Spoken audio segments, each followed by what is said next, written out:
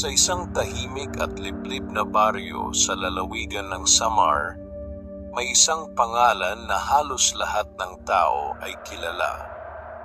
Mula sa matatanda hanggang sa mga batang naglalaro sa kalsadang maputik, iisa ang madalas nilang pag-usapan kapag dumarating ang araw ng sabong. Ang pangalang iyon ay kay Mang Isko. Si Mang Isko ay hindi lamang basta sabongero. Para sa mga taga-baryo, isa siyang alamat na buhay.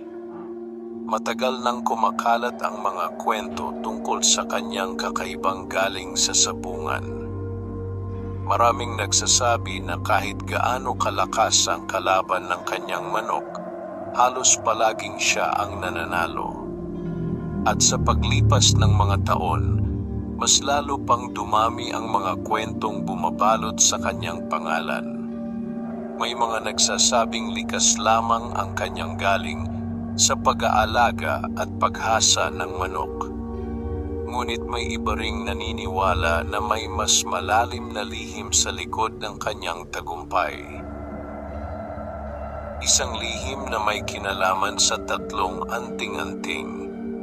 Matagal nang naninirahan si Mang Isko sa baryo ng San Rafael, isang maliit na pamayanan na napapalibutan ng mga palayan, punong niyog at makakapal na kagubatan. Doon siya ipinanganak at doon na rin siya tumanda. Kilala siya bilang isang tahimik na lalaki na bihirang magsalita ng marami. Ngunit sa kabila ng kanyang katahimikan, may kakaibang aura na tila nagbibigay sa kanya ng respeto mula sa lahat ng tao sa baryo. Tuwing linggo, kapag araw ng sabong sa kabilang bayan, makikita si Mang Isko na naglalakad sa daan habang may dalang kahong kawayan na kinalalagyan ng kanyang manok panabong. Kasunod niya ang ilang kalalakihan mula sa baryo na tila mga tagahanga o tagasunod. Para sa kanila, ang pagsama kay Mang Isko sa sabungan ay parang pagsama sa isang alamat. Ngunit walang sino man ang lubos na nakakaalam kung paano nagsimula ang lahat. Maraming taon na ang nakalipas, si Mang Isko ay isang simpleng magsasaka lamang. Wala siyang malaking lupa, wala ring kayamanan. Ang tanging pag-aari niya ay isang maliit na kubo sa gilid ng palayan at ilang manok na kanyang inaalagaan. Noon, hindi pa siya kilala sa sabungan. Ang kanyang buhay ay tahimik at payak. Isang hapon, habang pauwi siya mula sa bukid, napansin niya ang isang matandang lalaki na nakaupo sa ilalim ng isang malaking punong balete sa gilid ng daan. Ang matanda ay tila pagod at halos hindi na makatayo. Lumapit si Mang Isko at tinulungan itong makainom ng tubig mula sa kanyang dalang banga.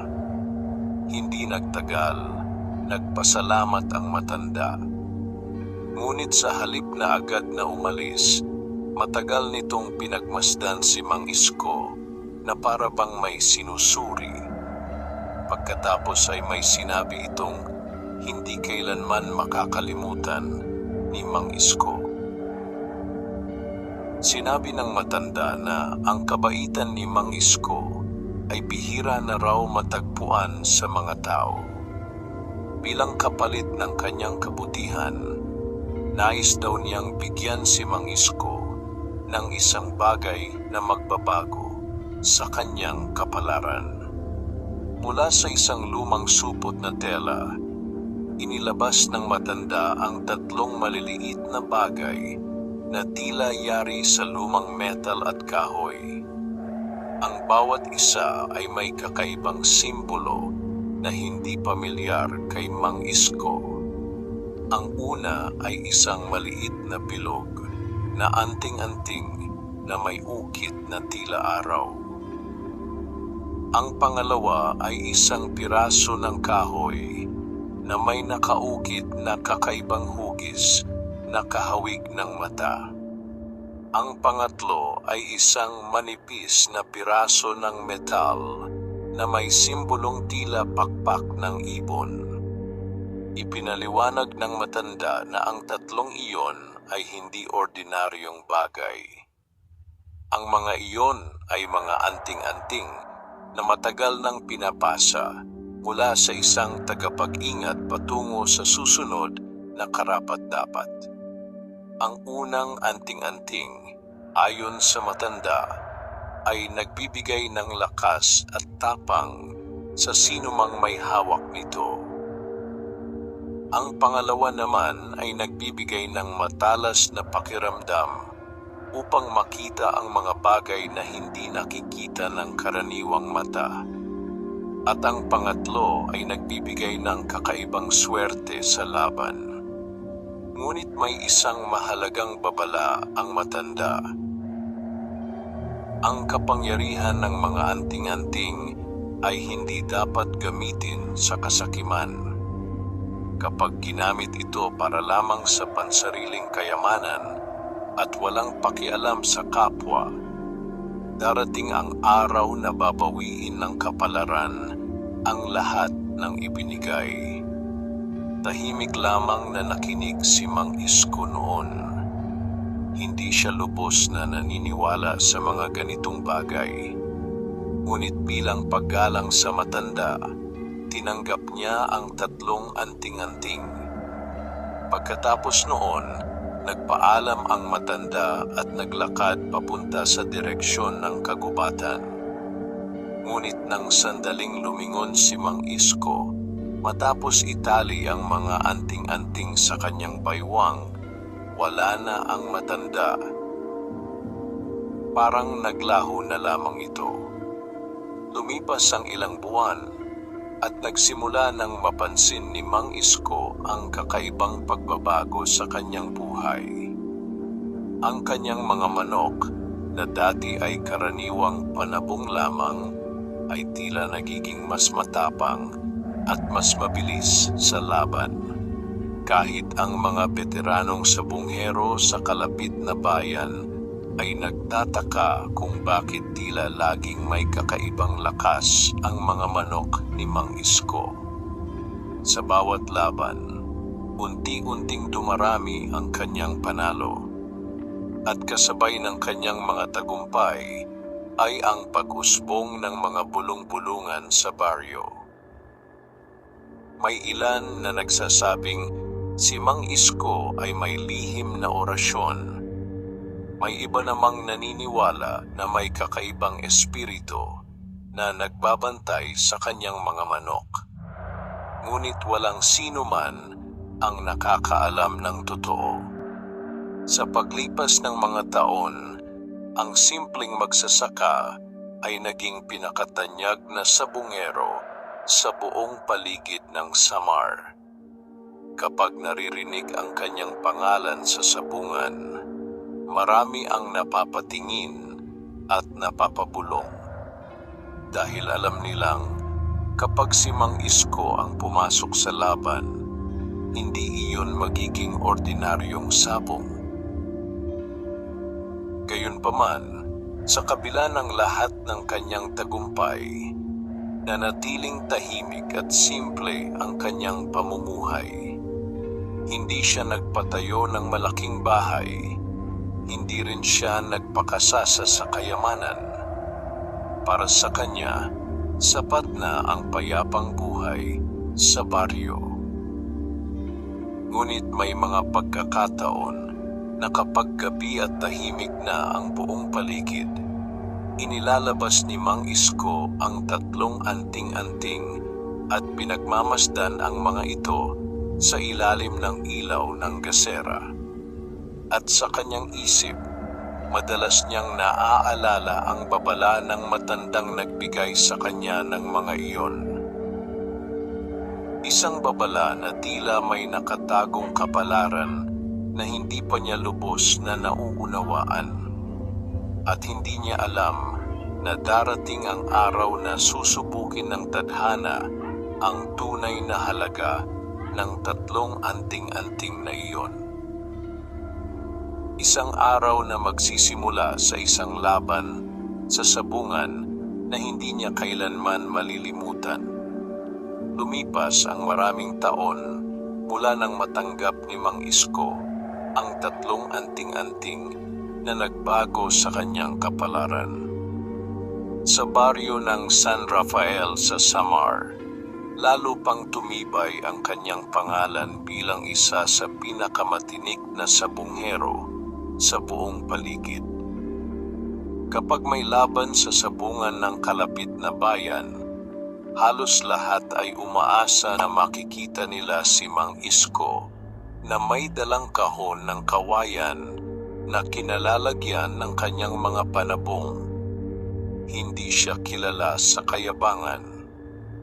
Sa halip, mas kilala siya sa kanyang katahimikan at maingat na kilos. Kapag nasa sabungan, hindi siya ang tipo ng sabungero na maingay o mahilig magyabang.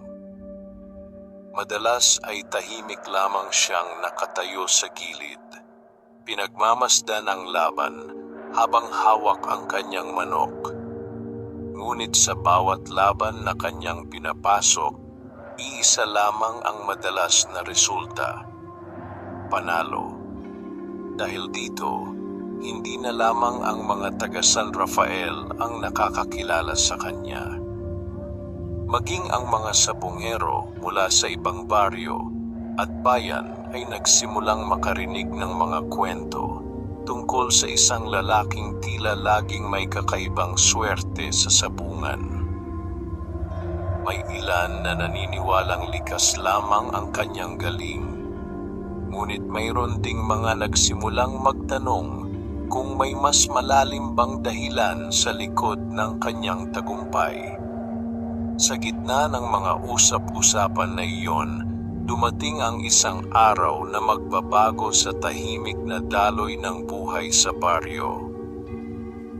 Isang umaga, habang abala ang mga tao sa palengke ng kalapit na bayan, may isang banyagang sabungero na dumating.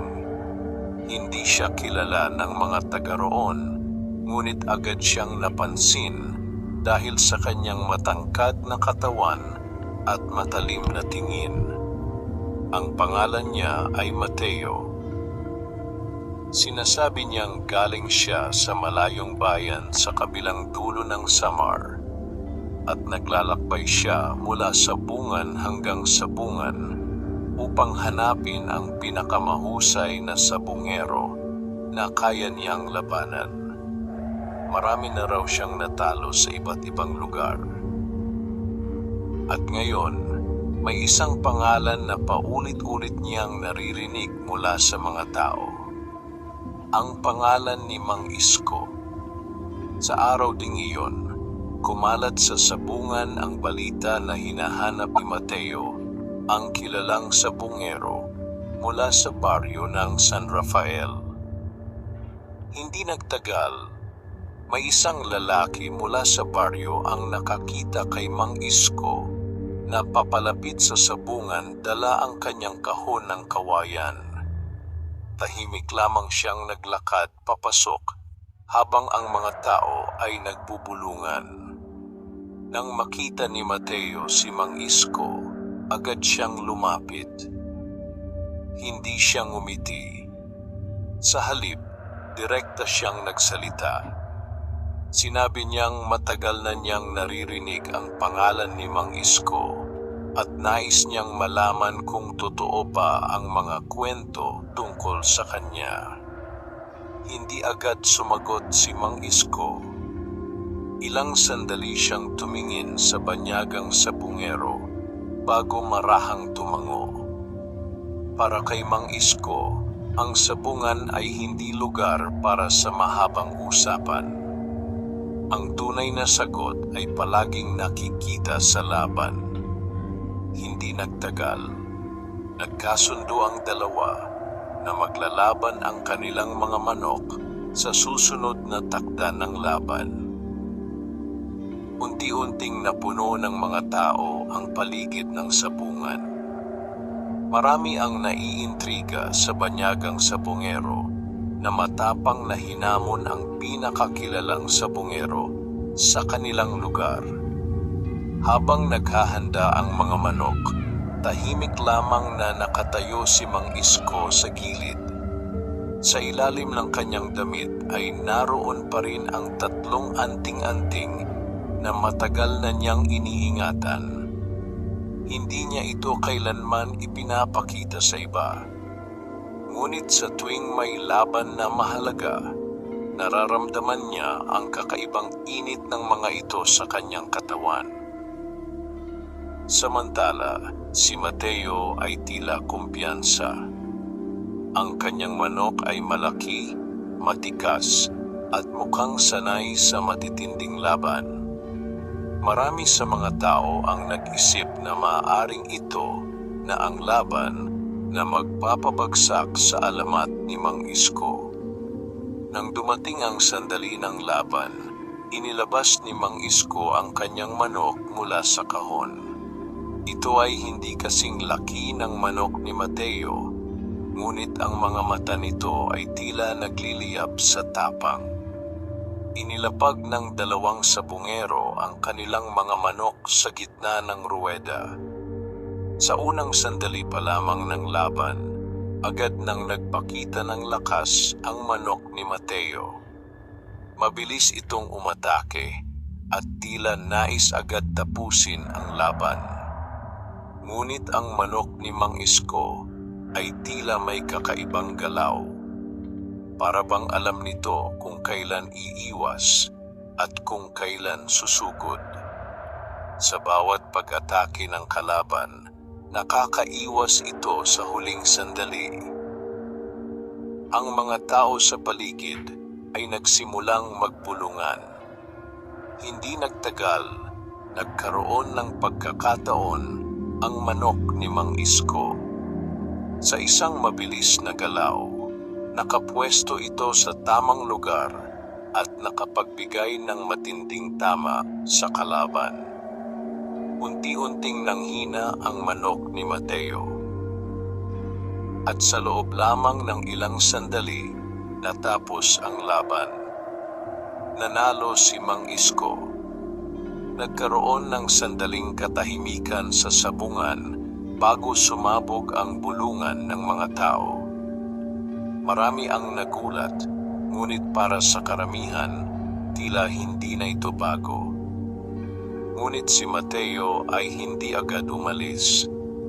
Matagal niyang tinitigan si Mang Isko na para bang may sinusuri. Sa kanyang isip, may isang bagay na hindi niya maipaliwanag. Hindi ito simpleng galing lamang. May pakiramdam siya na may ibang puwersa na gumagalaw sa likod ng bawat laban ni Mang Isko. Bago siya umalis, may sinabi siyang tahimik ngunit malinaw. Hindi pa raw tapos ang kanilang laban. At darating ang araw na muli silang magkikita sa sabungan. Ngunit sa pagkakataong iyon, handa na raw siya sa anumang lihim na dala ni Mang Isko. Hindi na sumagot si Mang Isko. Tahimik lamang niyang pinasok muli ang kanyang manok sa kahon at naglakad palabas ng sabungan. Ngunit habang siya ay naglalakad pauwi sa baryo, naramdaman niya ang kakaibang bigat sa kanyang dibdib. Hindi dahil sa laban, kundi dahil sa paraan ng pagtingin sa kanya ng banyagang sabungero. Para bang may alam ito na hindi pa alam ng iba. At sa unang pagkakataon matapos ang maraming taon, naisip ni Mang Isko na maaaring may darating na pagsubok na mas mabigat kaysa sa anumang laban sa sabungan.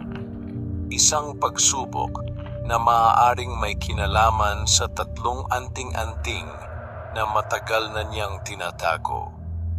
Pagkatapos ng laban sa sabungan, tahimik na naglakad si Mang Isko pauwi sa baryo ng San Rafael.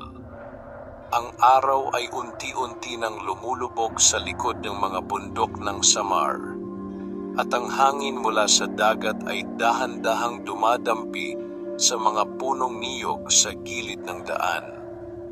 Karaniwan, pagkatapos ng isang laban, payapa lamang ang isip ni Mang Isko. Ngunit sa araw na iyon ay kakaiba ang kanyang pakiramdam. Ang mga salita ng banyagang sabungerong si Mateo ay patuloy na umiikot sa kanyang isipan. Hindi pa raw tapos ang kanilang laban. Habang naglalakad, napahinto siya sandali sa tabi ng isang maliit na sapa. Doon niya inilapag ang kahon ng kanyang manok at umupo sa isang malaking bato. Tahimik niyang pinagmamasdan ang mahinang agos ng tubig habang ang mga alitaptap ay nagsisimula ng magliwanag sa paligid. Maya-maya ay inilabas niya mula sa loob ng kanyang damit ang tatlong anting-anting na matagal na niyang iniingatan. Ang unang anting-anting ay ang maliit na bilog na metal na may ukit na kahawig ng araw. Sa tuwing hinahawakan niya ito, may kakaibang init siyang nararamdaman. Ang pangalawa ay ang piraso ng kahoy na may hugis ng mata. Ito ang anting-anting na tila nagbibigay sa kanya ng kakaibang pakiramdam sa tuwing may laban, para bang may babala o paunang pakiramdam kung ano ang mangyayari. Ang pangatlo naman ay ang manipis na metal na may ukit na tila pakpak ng ibon. Ito ang sinasabing nagdadala ng swerte sa laban. Matagal ng bahagi ng kanyang buhay ang tatlong ito. Ngunit sa lahat ng taon na lumipas, hindi pa rin lubos na malinaw kay Mang Isko kung gaano kalalim ang kapangyarihan ng mga iyon. Naalala niya ang matandang lalaki na nagbigay sa kanya ng mga anting-anting maraming taon na ang nakalipas.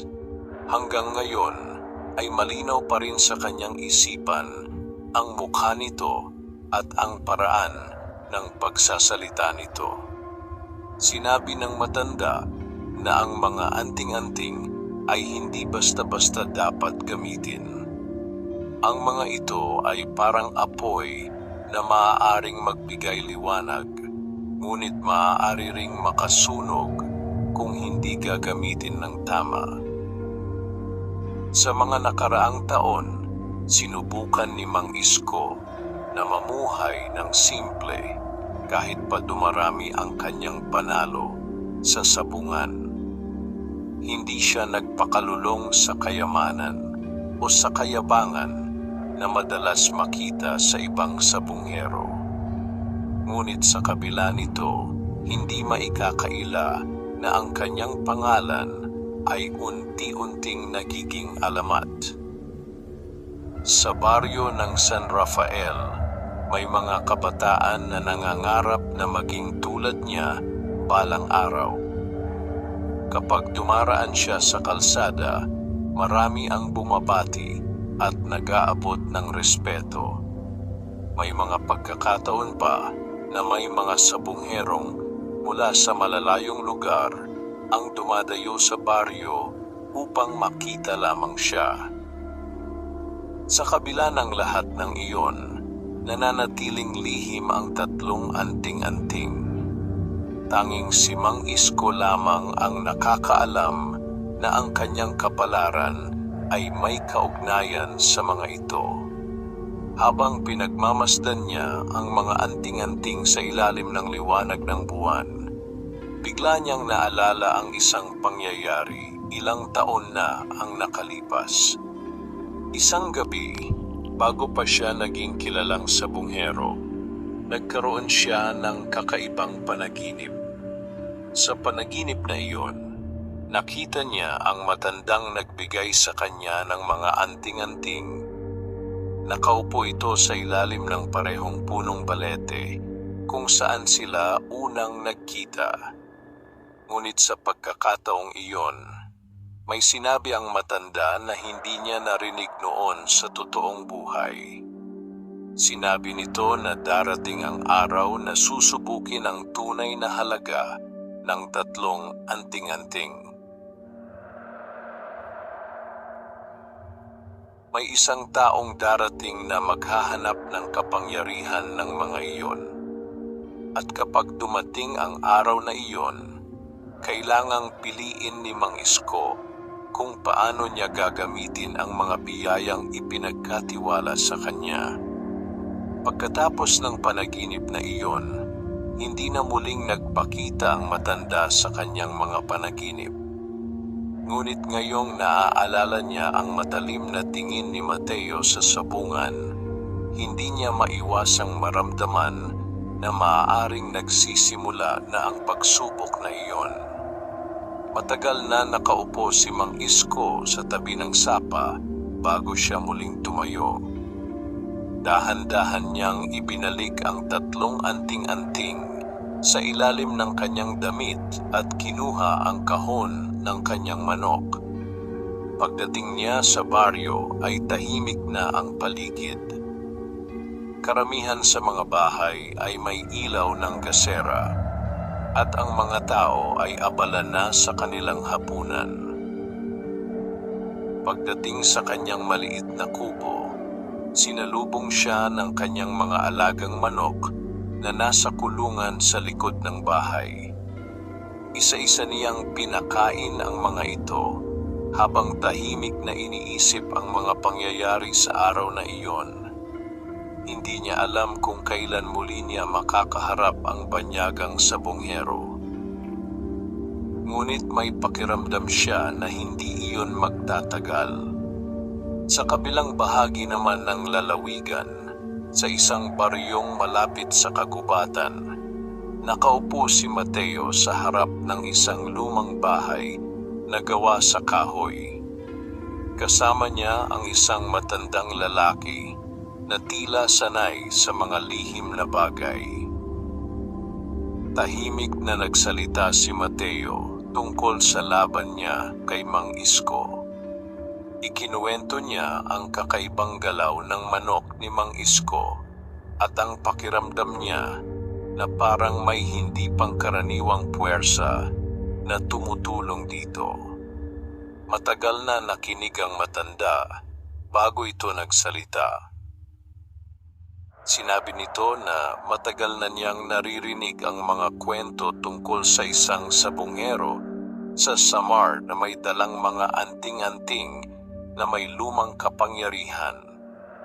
Ayon sa matanda, ang mga anting-anting na iyon ay maaaring mula sa isang sinaunang linya ng mga tagapag-ingat ng mga lihim na bagay. Kung totoo ang mga kwento, ang taong nagmamay-ari ng mga iyon ay hindi lamang simpleng sabongero. Isa siyang tagapag-ingat ng kapangyarihan na matagal nang nawawala sa mundo. Tahimik na nakinig si Mateo habang ang kanyang mga mata ay unti-unting nagkaroon ng kakaibang determinasyon. Sa kanyang isip ay may iisang layunin na unti-unting nabubuo. At iyon ay ang malaman ang lihim ng 3 anting-anting ni Mang Isko. Sa baryo ng San Rafael, walang kaalam-alam si Mang Isko na sa kabilang bahagi ng Samar ay may mga taong nagsisimula ng maghanap ng mga sagot tungkol sa kanya. Mga sagot na maaaring magdala ng panganib hindi lamang sa kanya, kundi sa kapangyarihang matagal na niyang iniingatan. Pagkaraan ng laban ni Mang Isko, laban sa banyagang sabungerong si Mateo. Mabilis na kumalat sa buong paligid ng Samar ang kwento tungkol sa nangyari sa sabungan. Sa mga tindahan, sa palengke, at maging sa mga kanto ng baryo, iyon ang madalas na pinag-uusapan ng mga tao.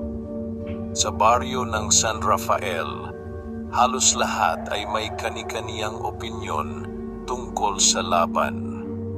May mga nagsasabing likas lamang na magaling si Mang Isko dahil sa tagal ng kanyang karanasan sa sabungan.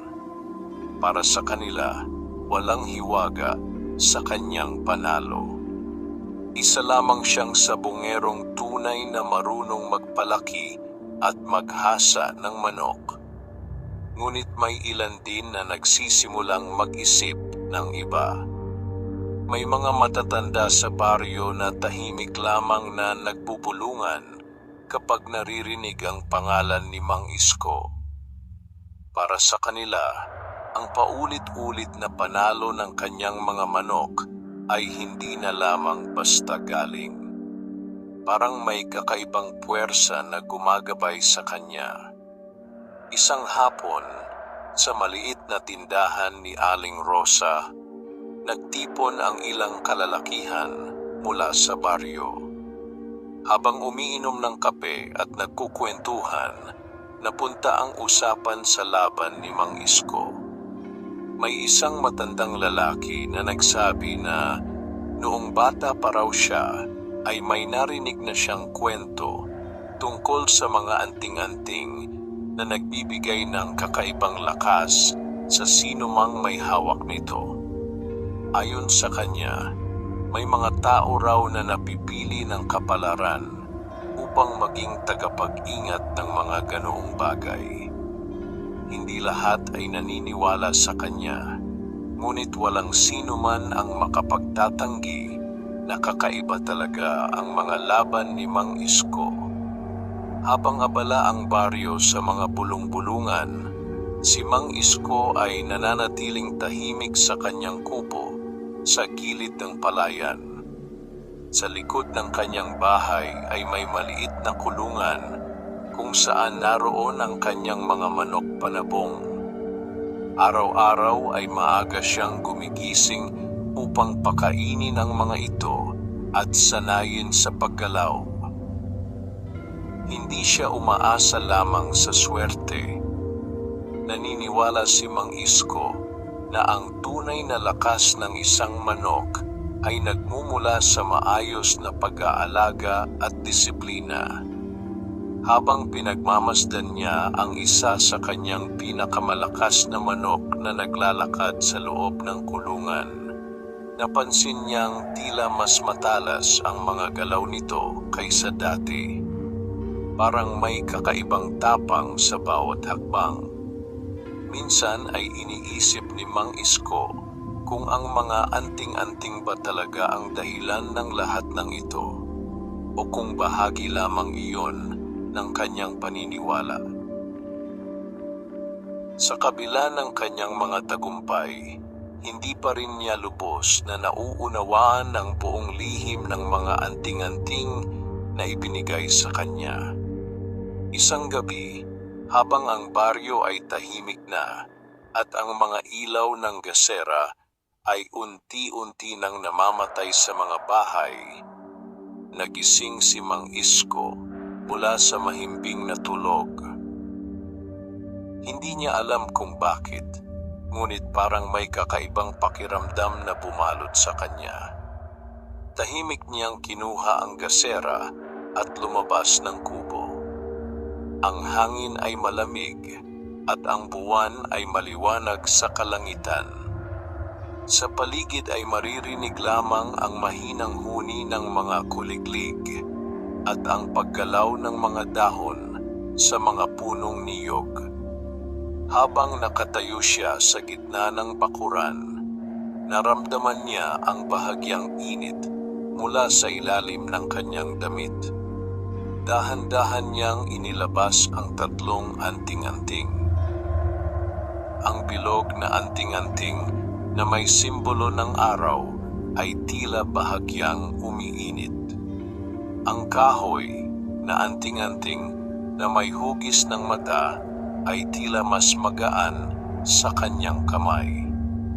At ang manipis na metal na may simbolo ng pakpak ay tila kumikislap sa ilalim ng liwanag ng buwan. Hindi ito ang unang pagkakataon na naramdaman niya ang ganitong bagay. Ngunit sa gabing iyon ay tila mas malakas ang pakiramdam. Para bang may paparating na pangyayari. Sa kabilang bahagi ng lalawigan, si Mateo ay hindi pa rin tumitigil sa paghahanap ng sagot tungkol kay Mang Isko. Sa tulong ng matandang kanyang nakausap, nalaman niya ang ilang kwento tungkol sa mga sinaunang anting-anting na matagal nang pinapasa mula sa isang tagapag-ingat patungo sa susunod. May ilan sa mga iyon na sinasabing may kakayahang magbigay ng lakas, talas ng isip, at kakaibang swerte. Ngunit may isang bagay na lalong nagpaseryoso kay Mateo. Sinabi ng matanda na kung ang isang tao ay may hawak ng 3 ganoong anting-anting ng sabay, maaaring mas malaki ang kapangyarihan ng mga iyon kaysa sa inaakala ng karamihan. Hindi ito basta-basta kapangyarihan. Isa itong biyaya na maaaring maging dahilan ng inggit ng ibang tao. Habang nakikinig si Mateo sa mga paliwanag ng matanda, lalo lamang tumibay ang kanyang desisyon. Hindi na lamang niya nais talunin si Mang Isko sa sabungan.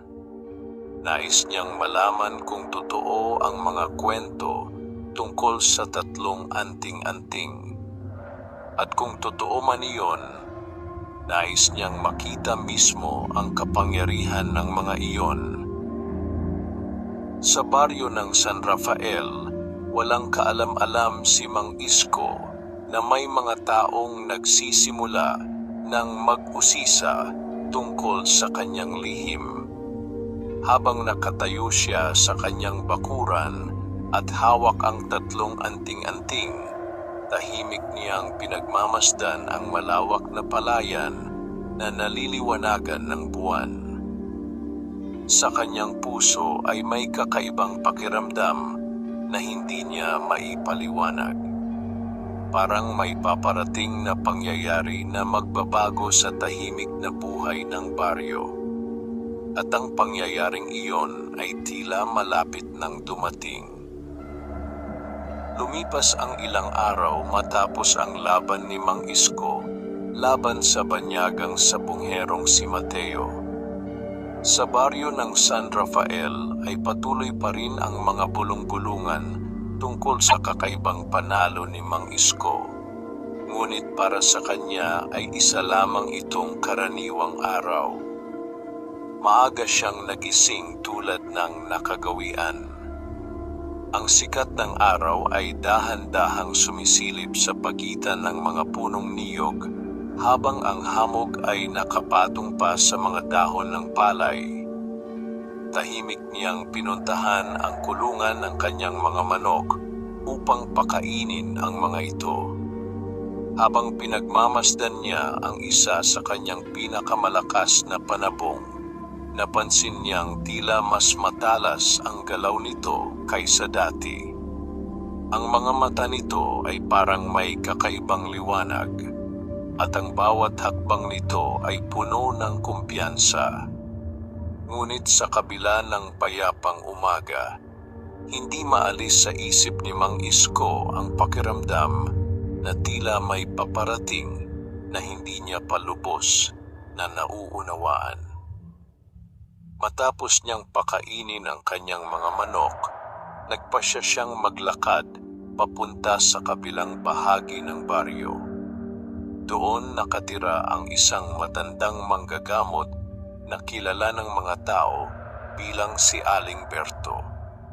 Matagal nang nakatira si Aling Berto sa baryo.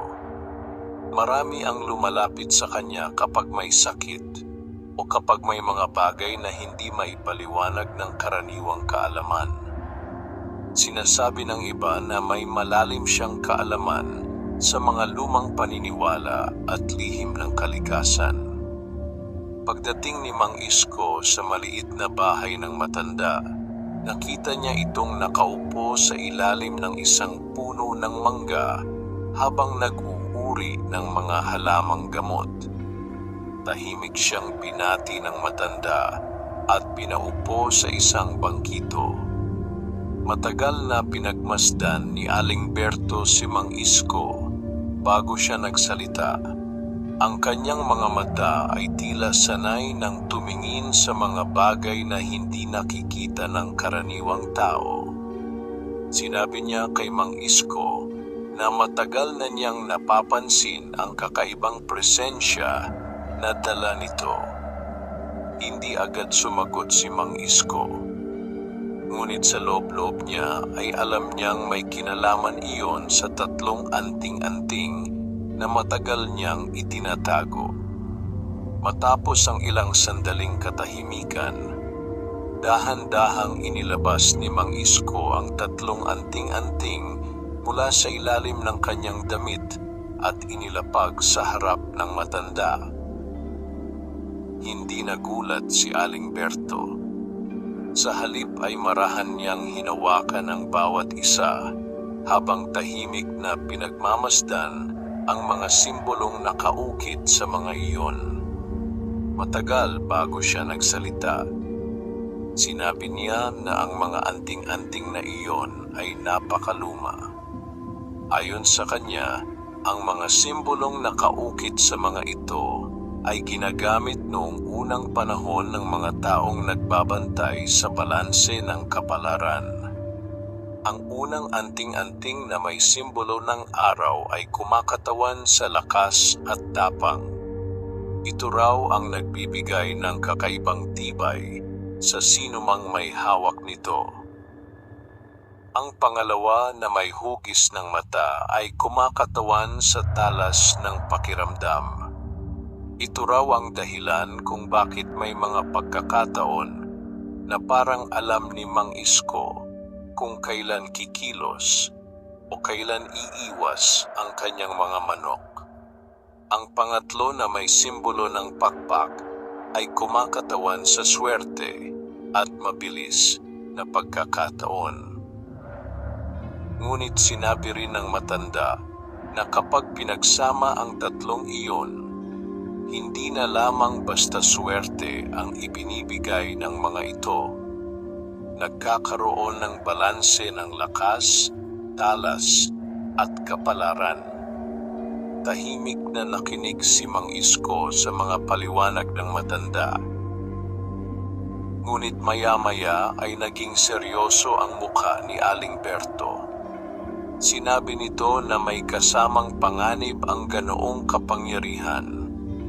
Kapag nalaman ng ibang tao ang lihim ng mga anting-anting, maaaring may mga taong magnanais na kunin ang mga ito. May mga taong handang gumawa ng masama upang makuha ang kapangyarihan na hindi naman para sa kanila.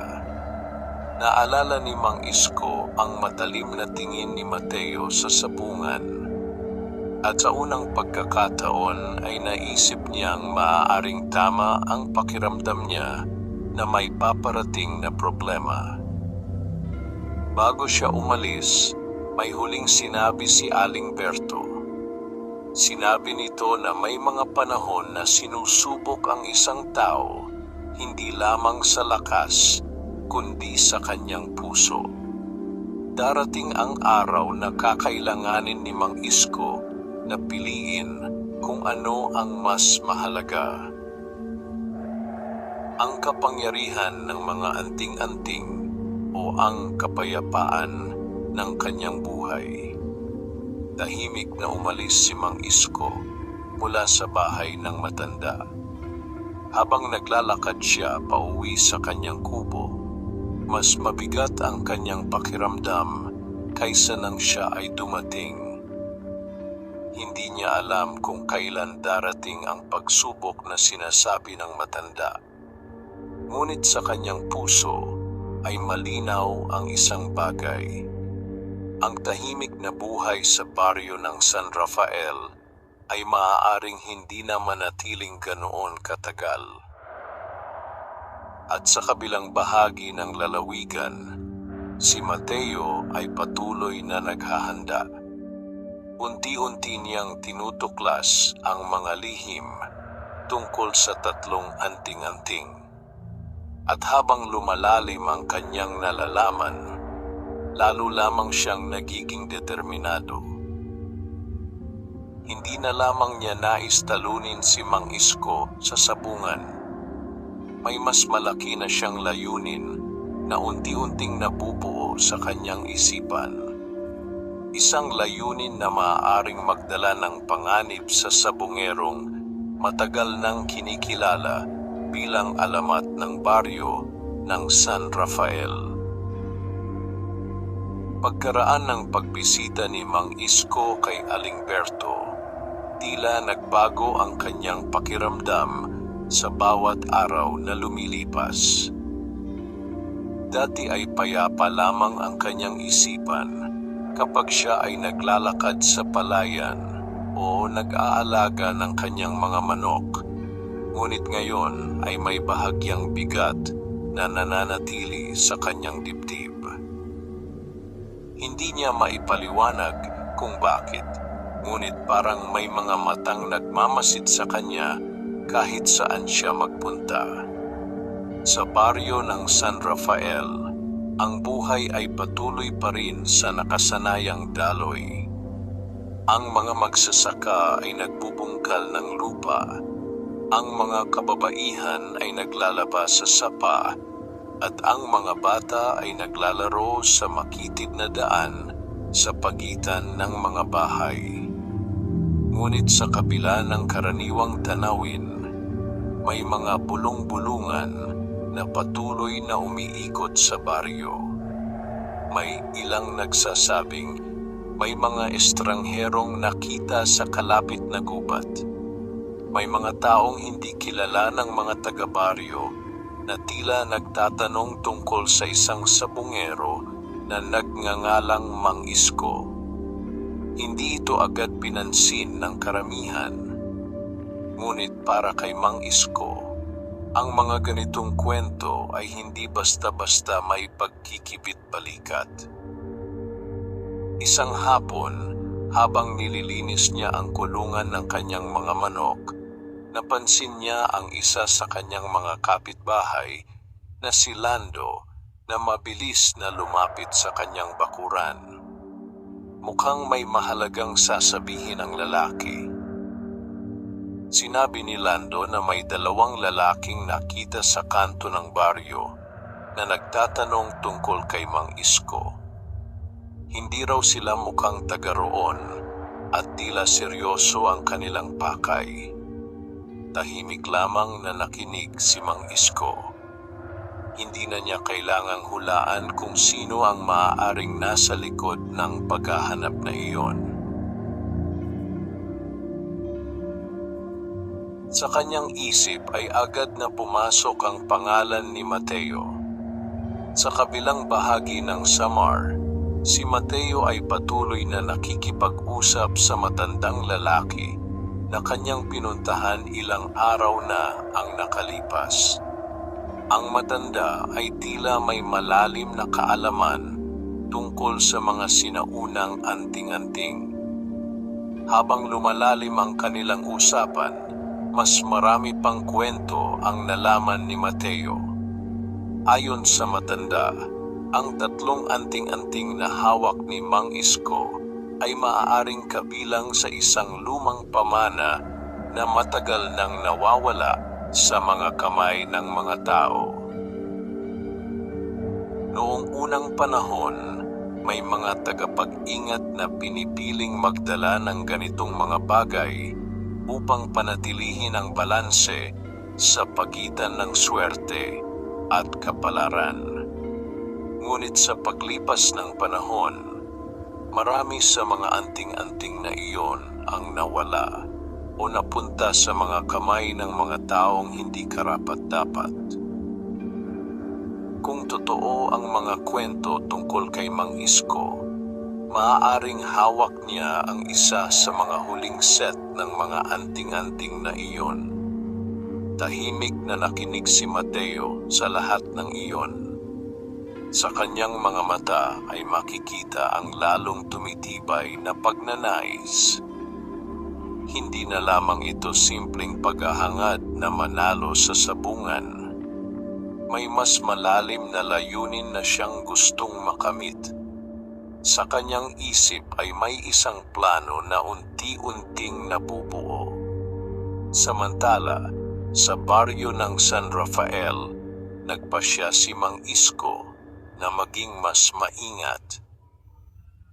Hindi niya ipinakita sa iba ang kanyang pag-aalala, ngunit mas pinili niyang manatili malapit sa kanyang bahay at mga manok. Bihira na rin siyang pumunta sa sabungan ng kalapit na bayan. Isang gabi, habang tahimik ang buong baryo at ang buwan ay maliwanag sa kalangitan, muli niyang inilabas ang 3 anting-anting. Pinagmamasdan niya ang mga ito habang nakaupo sa harap ng kanyang kubo. Sa ilalim ng liwanag ng buwan ay tila mas malinaw ang mga simbolo na nakaukit sa bawat isa. Habang hawak niya ang mga iyon, naalala niya muli ang matandang nagbigay sa kanya ng mga anting-anting. Ang mga salita nito ay tila bumabalik sa kanyang alaala. Ang kapangyarihan ay hindi lamang biyaya, kundi isang responsibilidad. Kapag ginamit sa maling paraan, maaari itong magdala ng kapahamakan, hindi lamang sa may hawak, kundi pati sa mga taong nasa paligid nito. Habang iniisip ni Mang Isko ang mga salitang iyon, biglang may narinig siyang mahinang kaluskos mula sa gilid ng kanyang bakuran. Dahan-dahan siyang tumayo at tumingin sa direksyon ng tunog. Sa dilim ay may isang anino na mabilis na kumilos sa pagitan ng mga punong saging. Hindi malinaw kung sino o ano iyon. Ngunit sapat na iyon upang mapagtanto ni Mang Isko na maaaring nagsisimula na ang pagsubok na matagal nang binabanggit ng matandang nagbigay sa kanya ng mga anting-anting. At sa gabing iyon, habang ang baryo ng San Rafael ay mahimbing na natutulog, may mga taong gumagalaw sa dilim na may iisang layunin. Ang matuklasan ang lihim ng sabungerong kilala bilang alamat ng baryo. Isang lihim na may kinalaman sa 3 anting-anting na matagal nang nakatago sa kanyang katauhan. Sa gabing iyon, nanatiling nakatayo si Mang Isko sa gitna ng kanyang bakuran matapos niyang marinig ang kaluskos mula sa mga punong saging. Ang malamig na hangin ay marahang dumadampi sa kanyang mukha habang ang liwanag ng buwan ay nagliliwanag sa malawak na palayan sa paligid ng kanyang bahay. Tahimik ang buong baryo ng San Rafael. Ang mga tao ay mahimbing na natutulog sa kanilang mga kubo. Walang kaalam-alam sa tensyon na unti-unting bumabalot sa paligid. Pinagmasdan ni Mang Isko ang lugar kung saan niya nakita ang anino. Ilang sandali siyang nakatayo roon, nakikinig sa bawat tunog ng gabi. Muling gumalaw ang mga dahon ng saging. Ngunit sa pagkakataong iyon, ay wala na siyang nakitang tao. Matagal siyang nanatiling nakamasid bago siya tuluyang bumalik sa loob ng kanyang kubo. Gayunpaman, hindi na siya nakatulog ng mahimbing sa gabing iyon. Sa kanyang isipan ay paulit-ulit na bumabalik ang babala ni Aling Berto. May mga taong maaaring maghangad sa kapangyarihan ng mga anting-anting. At ngayon ay tila nagsisimula ng maging totoo ang babalang iyon. Kinabukasan, mas maaga kaysa karaniwan, ay gising na si Mang Isko. Ang araw ay hindi pa sumisikat ng tuluyan, ngunit abala na siya sa pagpapakain sa kanyang mga manok. Habang ginagawa niya iyon, napansin niyang may kakaibang katahimikan sa paligid. Karaniwan, sa ganitong oras ay may mga kapitbahay na siyang naglalakad papunta sa palayan o kaya ay naghahanda ng kanilang mga gamit sa bukid. Ngunit sa araw na iyon ay tila kakaiba ang pakiramdam ng baryo. Hindi nagtagal ay dumating muli si Lando sa kanyang bakuran. Mukhang seryoso ang mukha ng lalaki. Sinabi ni Lando na may 2 estrangherong lalaki na nakita sa baryo ng madaling araw. Hindi raw sila mukhang taga roon at tila sinusuri ang paligid habang nagtatanong tungkol sa isang sabungero. Hindi na nagulat si Mang Isko. Tahimik lamang siyang nakinig habang ipinapaliwanag ni Lando ang mga nakita niya. Sa kanyang isip ay malinaw na ang hinala. Maaaring ang mga taong iyon ay may kinalaman kay Mateo. Sa kabilang bahagi ng Samar, si Mateo ay nakaupo sa loob ng isang maliit na bahay na yari sa kahoy. Kasama niya ang 2 lalaking kanyang pinagkakatiwalaan. Ipinapaliwanag niya sa mga ito ang plano na kanyang iniisip. Ayon sa kanya, hindi sapat na basta lamang talunin si Mang Isko sa sabungan. Kung nais nilang malaman ang tunay na lihim ng sabungero, kailangan nilang mas maging malapit sa kanya. Kailangan nilang makita kung ano ang itinatago nito. Ang 2 lalaki ay tahimik na nakinig. Hindi nila lubos na nauunawaan ang lahat ng kwento tungkol sa mga anting-anting, ngunit alam nilang may malaking bagay na hinahabol si Mateo. Isang bagay na maaaring magbigay sa kanila ng kapangyarihan at kayamanan. Sa baryo ng San Rafael, nagpasya si Mang Isko na mas maging maingat sa mga susunod na araw. Mas madalas na siyang nagbabantay sa kanyang bakuran sa gabi at hindi niya basta-basta iniiwan ang kanyang mga manok nang walang nagbabantay. Gayunpaman, sa kabila ng kanyang pag-iingat ay patuloy pa rin ang normal na buhay sa baryo. Ang mga bata ay naglalaro sa daan. Ang mga magsasaka ay nagtatrabaho sa bukid at ang mga kababaihan ay nag-uusap habang naglalaba sa sapa.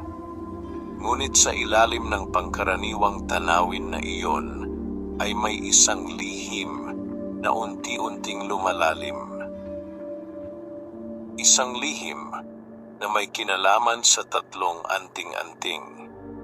Isang gabi, habang si Mang Isko ay nakaupo sa harap ng kanyang kubo at pinagmamasdan ang kanyang mga manok, bigla niyang naramdaman muli ang bahagyang init mula sa ilalim ng kanyang damit. Dahan-dahan niyang inilabas ang 3 anting-anting. Ang bilog na may simbolo ng araw ay tila bahagyang umiinit. Ang kahoy na may simbolo ng mata ay tila mas magaan sa kanyang kamay. At ang metal na may simbolo ng pakpak ay bahagyang kumikislap sa ilalim ng liwanag ng buwan. Habang hawak niya ang mga ito, may kakaibang pakiramdam na dumaan sa kanyang isip. Para bang may paparating na pangyayari na hindi na niya maiiwasan. Habang nakaupo siya roon, hindi niya napansin na sa malayo, sa gilid ng palayan, may dalawang taong tahimik na nagmamasid sa kanyang bahay. Nakatago sila sa dilim ng gabi, hindi gumagawa ng ingay. Ang kanilang mga mata ay nakatutok sa kubo ni Mang Isko. Isa sa kanila ay marahang nagsalita. Sinabi niyang iyon na raw ang bahay ng sabungerong kanilang hinahanap. Tahimik na tumango ang kasama niya. Pagkatapos ay dahan-dahan silang umatras sa dilim ng gabi. Dala ang balitang kanilang natuklasan. Sa baryo ng San Rafael, walang kaalam-alam si Mang Isko na ang mga taong naghahanap sa kanyang lihim ay papalapit na ng papalapit. At ang tahimik na gabi na iyon ay maaaring simula lamang ng mas mabigat na pagsubok na darating sa kanyang buhay. Lumipas ang ilang araw matapos ang gabing may mga aninong nagmamasid sa bahay ni Mang Isko. Sa baryo ng San Rafael ay tila bumalik sa karaniwang daloy ang buhay ng mga tao. Ang mga magsasaka ay muling abala sa kanilang mga bukirin at ang mga bata ay muling naririnig ang tawanan habang naglalaro sa daan. Ngunit para kay Mang Isko, hindi pa rin nawawala ang pakiramdam na may nagmamatyag sa kanya. Mas naging maingat siya sa bawat kilos. Sa umaga ay patuloy niyang inaalagaan ang kanyang mga manok. Ngunit madalas ay pinagmamasdan din niya ang paligid na para bang may inaasahang mangyari. Isang hapon, habang ang araw ay nagsisimula nang lumubog sa likod ng mga bundok, dumating sa baryo ang balita na magkakaroon ng malaking sabong sa kalapit na bayan sa darating na linggo. Karaniwan, hindi pinapalampas ni Mang Isko ang ganitong mga laban. Ngunit sa pagkakataong iyon ay nag-alinlangan siya. Sa loob ng ilang araw ay bihira siyang lumabas ng baryo. Mas pinili niyang manatili sa kanyang bahay at bantayan ang kanyang mga manok. Ngunit ang balita tungkol sa sabong ay mabilis na kumalat. Maraming sabongero mula sa iba't ibang baryo ang inaasahang darating upang makipagpaligsahan. Hindi nagtagal ay may dumating na ilang lalaki mula sa kabilang baryo upang anyayahan si Mang Isko. Ayon sa kanila, marami raw ang naghihintay na muling makita si Mang Isko sa sabungan. Tahimik lamang na nakinig si Mang Isko. Sa kanyang isip ay naglalaban ang dalawang bagay. Ang kanyang pag-iingat at ang kanyang nakasanayang buhay bilang sabungero. Sa huli ay nagpasya siyang pumunta sa sabungan. Hindi niya nais na magmukhang natatakot sa mga bulong-bulungan tungkol sa mga estranghero. Dumating ang araw ng laban. Maagang naglakbay si Mang Isko patungo sa kalapit na bayan, dala ang kanyang kahon ng kawayan. Kasabay niya ang ilang kalalakihan mula sa baryo na matagal nang nasanay na sumama sa kanya sa sabungan. Pagdating nila roon ay marami ng tao ang nagtipon. Ang ingay ng mga usapan at sigawan ay pumuno sa buong paligid ng sabungan. Ang mga sabungero ay abala sa paghahanda ng kanilang mga manok habang ang mga manonood ay nagsisimulang magpustahan. Hindi nagtagal ay napansin ng ilang tao ang pagdating ni Mang Isko. Unti-unting kumalat ang balita sa loob ng sabungan. Dumating na ang sabungerong kilala sa buong paligid ng Samar. Habang naghahanda siya para sa laban, napansin ni Mang Isko ang ilang estrangherong mukha sa loob ng sabungan. Hindi niya kilala ang mga iyon. Ngunit ang paraan ng kanilang pagtingin sa kanya ay tila may kakaibang layunin. Sa kabilang bahagi ng sabungan ay nakatayo si Mateo. Tahimik niyang pinagmamasdan si Mang Isko mula sa malayo. Hindi sila nag-usap. Ngunit sapat na ang kanilang mga tingin upang ipaalam sa isa't isa na hindi pa tapos ang kanilang kwento. Nang dumating ang oras ng laban, inilabas ni Mang Isko ang kanyang manok.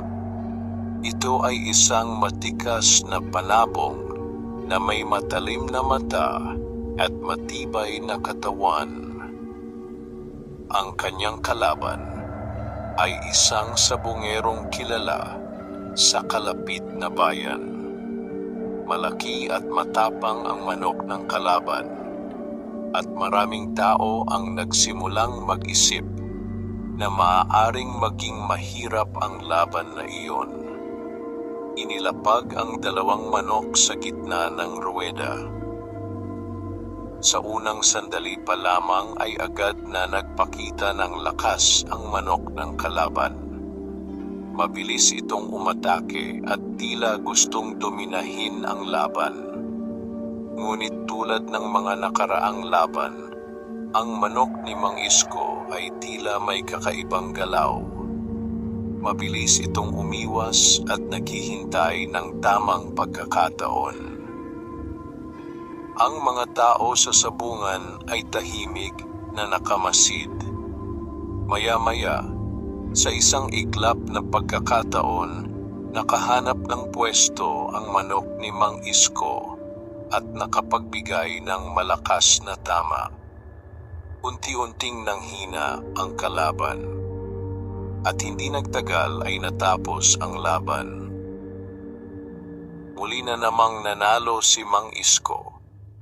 Ngunit sa pagkakataong iyon ay hindi ang panalo ang nasa isip ni Mang Isko. Habang pinapasok niya ang kanyang manok sa kahon, naramdaman niya muli ang bahagyang init mula sa 3 anting-anting na nasa ilalim ng kanyang damit. Mas malakas kaysa dati. Dahan-dahan siyang tumingin sa paligid. At sa kabilang bahagi ng sabungan, ay nakita niya si Mateo na nakatayo pa rin at tahimik na nakatingin sa kanya. Sa mga mata ng banyagang sabunghero ay may kakaibang determination. Parang may alam itong bagay na hindi pa nalalaman ng iba. Habang naglalakad palabas ng sabungan si Mang Isko, may pakiramdam siya na ang laban na iyon ay hindi lamang simpleng sabong. Maaaring iyon na ang simula ng unang tunay na pagsubok na haharapin niya.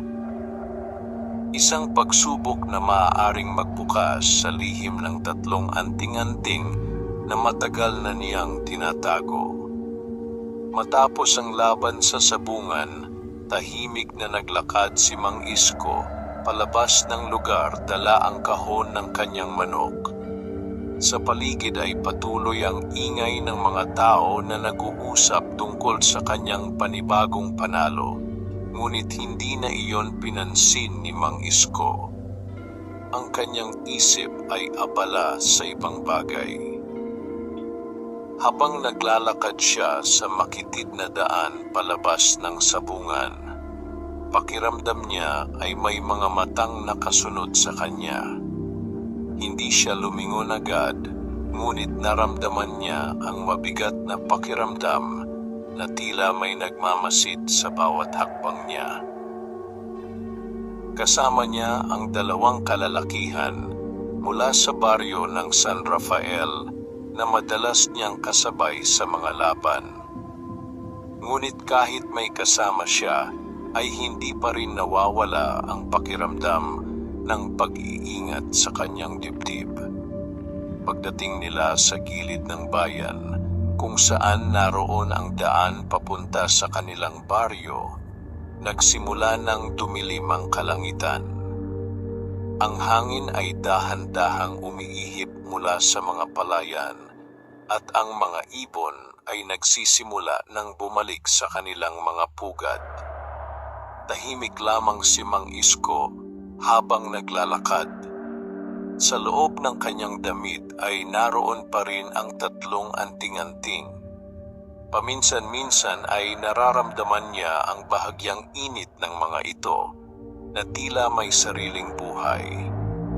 Habang sila ay naglalakad sa pagitan ng mga palayan, napansin ni Mang Isko ang mahinang galaw sa malayong bahagi ng daan.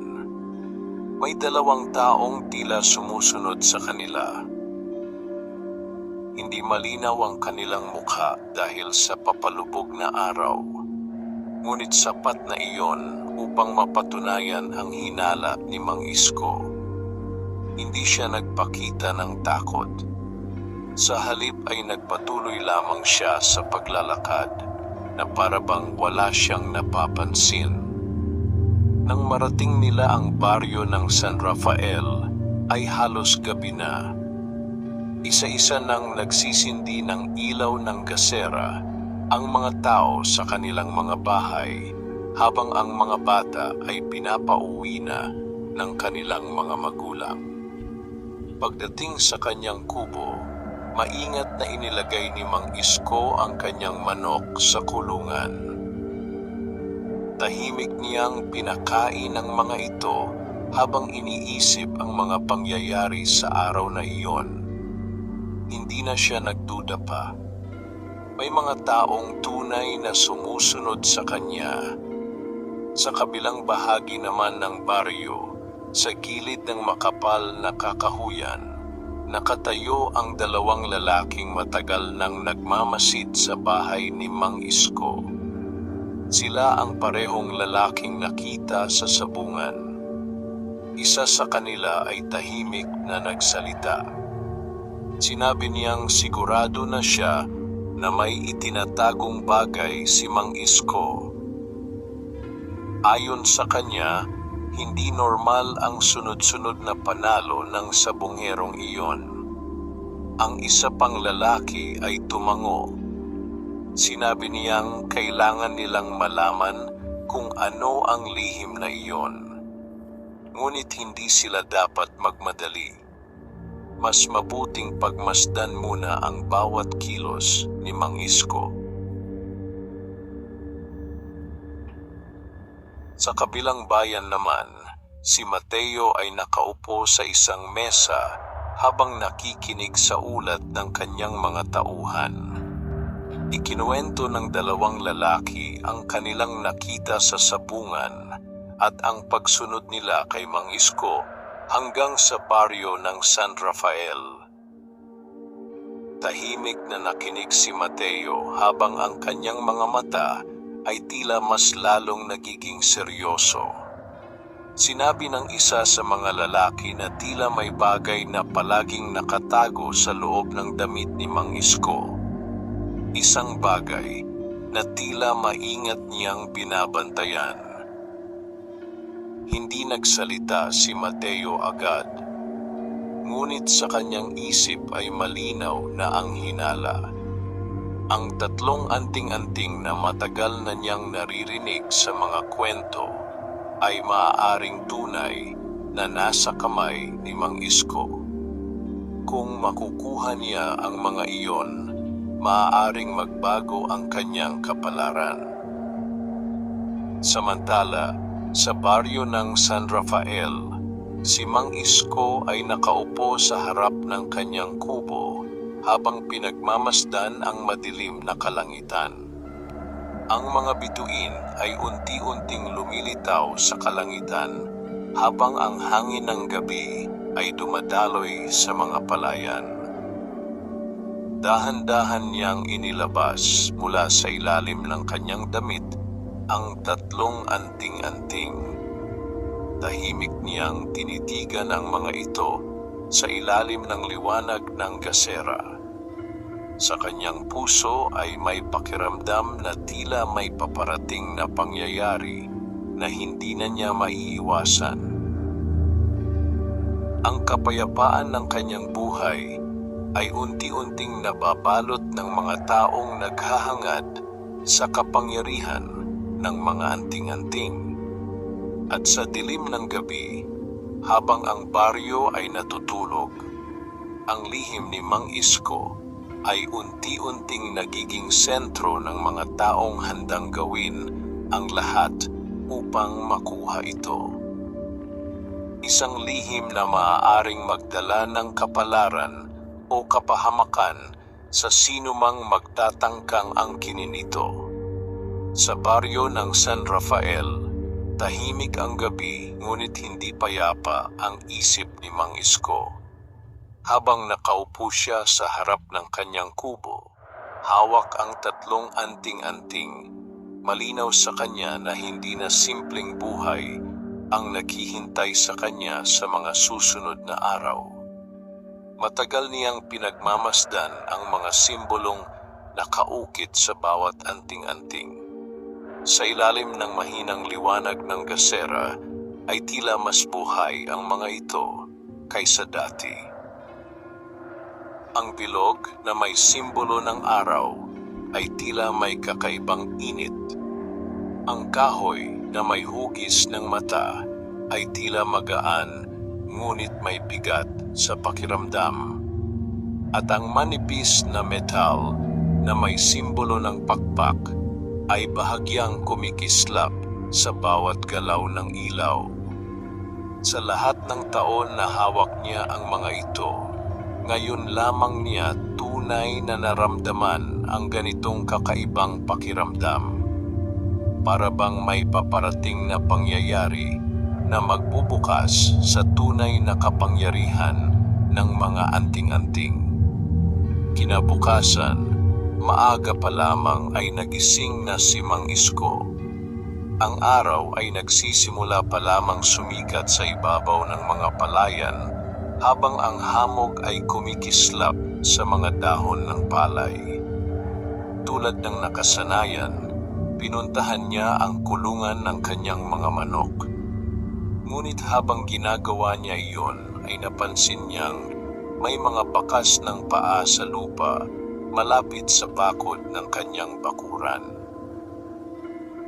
Hindi iyon kanya, hindi rin iyon sa kanyang mga kapitbahay. Maingat niyang sinuri ang lupa. Ang mga bakas ay tila sariwa pa. May mga taong lumapit sa kanyang bahay noong gabi.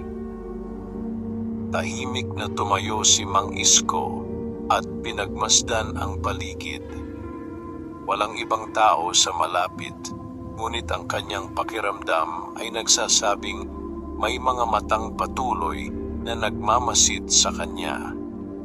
Hindi niya sinabi agad sa mga kapitbahay ang kanyang natuklasan. Sa halip ay pinili niyang maging mas maingat. Habang lumilipas ang araw, ang mga tao sa baryo ay abala sa kanilang karaniwang gawain. Ngunit sa loob ng bahay ni Mang Isko ay may tahimik na pag-iingat na nagsisimula ng mabuo. Samantala, sa kabilang bahagi ng baryo, sa loob ng kakahuyan, naroon ang 2 lalaking matagal nang nagmamasid sa bahay ni Mang Isko. Tahimik silang nag-uusap habang pinagmamasdan ang kubo mula sa malayo. Sinabi ng isa na nakita niya mismo ang sabunghero na may inilabas na mga bagay mula sa kanyang damit noong gabi. Bagamat hindi malinaw kung ano ang mga iyon, sigurado siyang iyon ang hinahanap nila. Sa kabilang bayan naman, si Mateo ay nakaupo sa isang mesa habang tahimik na nakikinig sa ulat ng kanyang mga tauhan. Ikinuwento ng dalawang lalaki ang lahat ng kanilang nakita. Ang pagbalik ni Mang Isko sa baryo, ang paglabas nito sa gabi, at ang mga bagay na tila maingat nitong itinatago. Matagal na nanahimik si Mateo habang iniisip ang mga balitang iyon. Sa wakas ay nagsalita siya.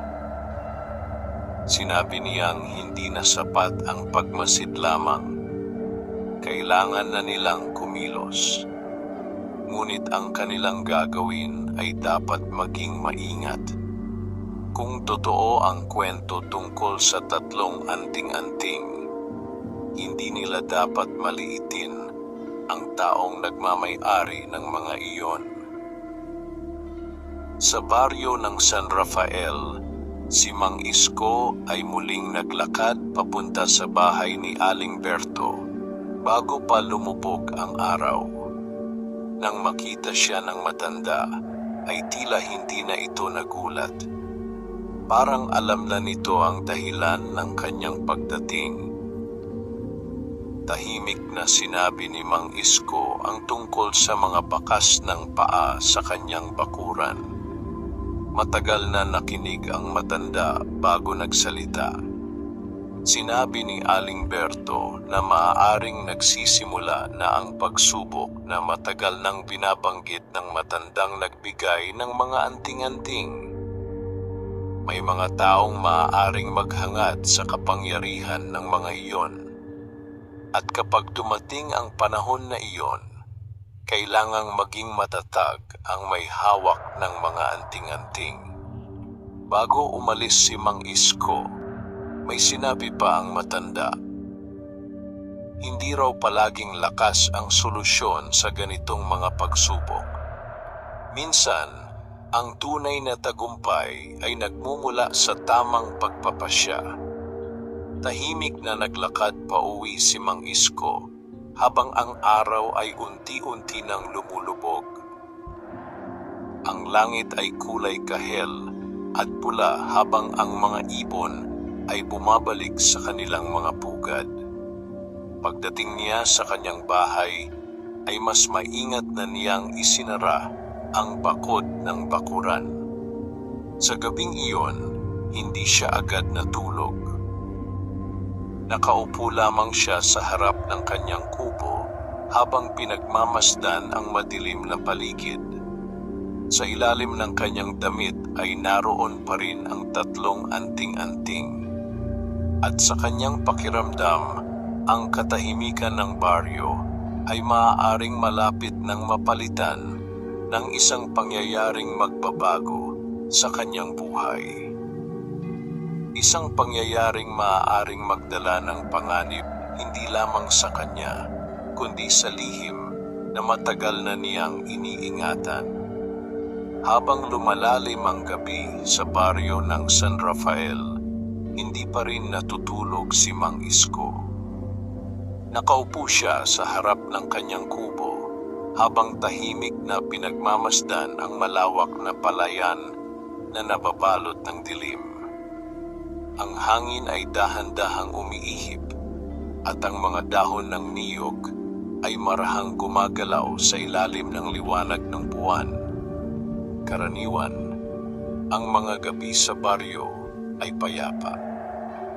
Ang mga tao ay mahimbing na natutulog at tanging ang mga kuliklik at palaka ang maririnig sa paligid. Ngunit sa gabing iyon ay may kakaibang pakiramdam na hindi maipaliwanag ni Mang Isko. Parang may paparating na pangyayari. Sa ilalim ng kanyang damit ay naroon pa rin ang tatlong anting-anting. Paminsan-minsan ay nararamdaman niya ang bahagyang init ng mga ito na tila nagbibigay ng babala na may hindi pangkaraniwang nangyayari sa paligid. Matagal siyang nanatiling nakaupo roon hanggang sa marinig niya ang mahinang kaluskos mula sa gilid ng kanyang bakuran. Dahan-dahan siyang tumayo. Tahimik siyang naglakad papunta sa direksyon ng tunog. Sa dilim ng gabi ay may mga aninong gumagalaw sa likod ng bakod ng kanyang bakuran. Hindi nagkamali si Mang Isko. May mga taong nasa paligid ng kanyang bahay. Hindi siya sumigaw o nagpakita ng takot. Sa halip ay nanatili siyang tahimik habang pinagmamasdan ang paligid. Sa kabilang bahagi ng bakuran ay may dalawang lalaking maingat na gumagalaw sa pagitan ng mga punong saging. Sila ang parehong lalaking ilang araw nang nagmamasid sa kanyang bahay. Ang kanilang layunin ay malinaw. Nais nilang malaman kung ano ang lihim na itinatago ni Mang Isko. Habang sinusubukan nilang lumapit sa kubo, bigla nilang narinig ang mahinang boses ni Mang Isko mula sa dilim. Hindi niya kailangang sumigaw. Sapat na ang katahimikan ng kanyang tinig upang marinig ng mga lalaki. Sinabi niyang, alam niyang may mga taong matagal nang nagmamasid sa kanyang bahay.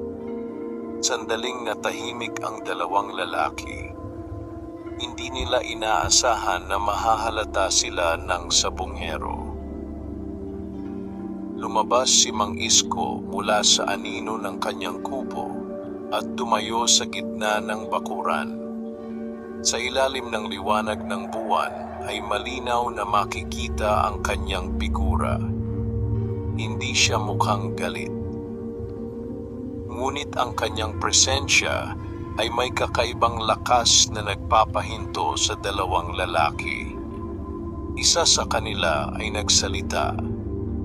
Sinabi niyang hindi nila nais makipaglaban. Ang gusto lamang nilang malaman ay kung totoo ang mga kwento tungkol sa mga anting-anting na hawak ni Mang Isko. Tahimik lamang na tumingin si Mang Isko sa kanila. Hindi niya agad sinagot ang tanong. Sa halip ay nagtanong siya kung sino ang nag-utos sa kanila na sundan siya. Hindi sumagot ang dalawang lalaki. Ngunit sapat na ang kanilang katahimikan upang maunawaan ni Mang Isko na may ibang taong nasa likod ng lahat ng ito. Sa kabilang bayan, si Mateo ay nakaupo sa isang mesa habang naghihintay ng balita mula sa kanyang mga tauhan. Sa kanyang isip ay malinaw ang kanyang layunin. Kung makukuha niya ang 3 anting-anting, maaaring magbago ang kanyang kapalaran magpakailanman. Samantala, sa baryo ng San Rafael ay nananatiling tahimik ang bakuran ni Mang Isko. Ang dalawang lalaking dumating ay hindi na nagtangkang lumapit pa. Sa halip ay unti-unti silang umatras. Bago sila tuluyang nawala sa dilim, may isa sa kanila ang nagsabi na hindi pa tapos ang kanilang paghahanap. Tahimik lamang na pinagmamasdan ni Mang Isko ang kanilang pag-alis. Alam niyang ang gabing iyon ay simula lamang ng mas mabigat na pagsubok. Habang bumabalik siya sa harap ng kanyang kubo, muli niyang naramdaman ang bahagyang init ng 3 anting-anting. Sa kanyang isip ay malinaw ang isang bagay. Ang lihim na matagal niyang iniingatan ay hindi na mananatiling nakatago ng matagal. At sa mga susunod na araw, maaaring kailanganin niyang harapin ang taong tunay na naghahangad sa kapangyarihan ng mga iyon. Sumikat ang araw sa baryo ng San Rafael na tila karaniwang umaga lamang. Ang mga ibon ay nagliliparan sa ibabaw ng palayan at ang mga magsasaka ay nagsisimula na namang maglakad papunta sa kanilang mga bukid. Sa paningin ng karamihan, ang baryo ay nananatiling payapa. Ngunit para kay Mang Isko, ang katahimikang iyon ay parang manipis na ulap lamang na maaaring maglaho anumang sandali. Matapos ang gabing may mga lalaking pumasok sa kanyang bakuran, naging malinaw sa kanya na hindi na maaaring balewalain ang panganib na unti-unting lumalapit sa kanyang buhay. Maaga pa lamang ay nagising na siya at tahimik na pinakain ang kanyang mga manok. Habang ginagawa niya iyon, ay patuloy niyang iniisip ang mga susunod na hakbang. Hindi siya sanay sa pakikipag-away sa tao. Sa buong buhay niya bilang sabungero, ang kanyang mga laban ay palaging nasa sabungan. Ngunit ngayon ay tila ibang uri ng laban ang paparating. Isang laban na hindi lamang tungkol sa manok o sa pustahan, kundi sa lihim na matagal na niyang iniingatan. Matapos niyang pakainin ng kanyang mga manok, umupo siya sa harap ng kanyang kubo at inilabas muli ang 3 anting-anting. Ang bilog na anting-anting na may simbolo ng araw. Ang kahoy na may hugis ng mata. At ang metal na may simbolo ng pakpak. Sa ilalim ng sikat ng araw ay tila mas malinaw ang mga ukit sa bawat isa. Tahimik niyang pinagmamasdan ang mga iyon habang iniisip ang mga salitang sinabi ng matandang nagbigay sa kanya ng mga anting-anting maraming taon na ang nakalipas. Ang kapangyarihan ng mga ito ay hindi dapat gamitin sa kasakiman. At darating ang araw na susubukin ang taong may hawak sa mga ito. Habang iniisip niya iyon, may narinig siyang mga yabag mula sa daan papunta sa kanyang bakuran. Pagtingin niya ay nakita niya ang isang pamilyar na figura na papalapit. Si Mateo. Naglalakad ito ng dahan-dahan habang nakatingin diretso kay Mang Isko. Wala itong kasama. Pagdating sa harap ng bakuran, ay huminto si Mateo at tahimik na tumingin sa sabungero. Hindi na kailangan ng mahabang pagpapakilala. Alam na ng dalawa kung bakit sila nagkaharap. Si Mang Isko ang unang nagsalita. Tinanong niya kung bakit patuloy siyang sinusundan ng mga tao ni Mateo. Sandaling nanahimik si Mateo bago sumagot. Sinabi niyang matagal na niyang naririnig ang mga kwento tungkol sa isang sabungero na may hawak ng mga anting-anting na nagbibigay ng kakaibang lakas at suwerte. Nais lamang daw niyang malaman kung totoo ang mga kwento. Tahimik na tumingin si Mang Isko sa kanya. Sa loob ng maraming taon ay itinago niya ang lihim ng 3 anting-anting. Ngunit sa sandaling iyon ay alam niyang hindi na niya maiiwasan ang katotohanan. Dahan-dahan niyang inilabas mula sa ilalim ng kanyang damit ang 3 anting-anting. Sa unang pagkakataon ay nakita ni Mateo ang mga ito. Ang kanyang mga mata ay napuno ng matinding interes habang pinagmamasdan ng mga lumang simbolo na nakaukit sa bawat isa. Ngunit bago pa siya makapagsalita, muling nagsalita si Mang Isko. Sinabi niyang ang mga anting-anting na iyon ay hindi laruan at hindi rin simpleng bagay na maaaring gamitin upang yumaman, o magkaroon ng kapangyarihan. Ang mga iyon ay ipinagkatiwala lamang sa Kanya. At ang sino mang gagamit ng mga iyon para sa maling layunin ay maaaring magdulot ng kapahamakan hindi lamang sa sarili, kundi sa iba rin. Matagal na nanahimik si Mateo. Sa kanyang isip ay naglalaban ang paghahangad at ang pag-iingat. Sa wakas ay napabuntong hininga siya.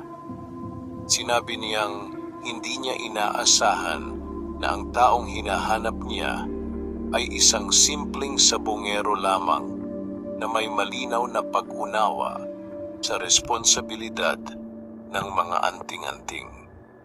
Unti-unti ay nagbago ang kanyang tingin. Sa halip na inggit o paghahangad, may bahagyang paggalang na lumitaw sa kanyang mga mata. Sinabi niya na marahil ay mali ang paraan na kanyang pinili upang hanapin ang sagot. Matapos ang maikling katahimikan, nagpaalam si Mateo. Bago siya tuluyang umalis, sinabi niya na hindi na niya hahabulin ang lihim ni Mang Isko. May mga bagay daw na mas mabuting manatiling nasa kamay ng taong tunay na karapat-dapat.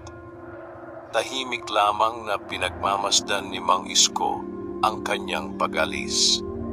Habang papalayo si Mateo sa daan patungo sa labas ng baryo, naramdaman ni Mang Isko ang kakaibang gaan sa kanyang dibdib. Ang pagsubok na matagal niyang kinatatakutan ay dumating na rin. At sa pagkakataong iyon, pinili niyang manatiling tapat sa responsibilidad na ipinagkatiwala sa kanya. Sa baryo ng San Rafael, patuloy ang simpleng buhay ng mga tao. Ang mga magsasaka ay nagtatrabaho sa bukid. Ang mga bata ay naglalaro sa mga kalsada. At ang hangin mula sa dagat ay patuloy na dumadampi sa mga palayan. Si Mang Isko ay nanatiling sa bungero. Ngunit para sa mga taong nakarinig ng kanyang kwento, hindi na lamang siya basta sa bungero. Isa na siyang alamat sa baryo ng Samar. Isang lalaking pinili ang kabutihan kaysa sa kapangyarihan. At ang tatlong anting-anting na kanyang hawak ay nanatiling lihim na bahagi ng isang alamat na ipapasa ng mga tao sa maraming susunod pang henerasyon. Wakas,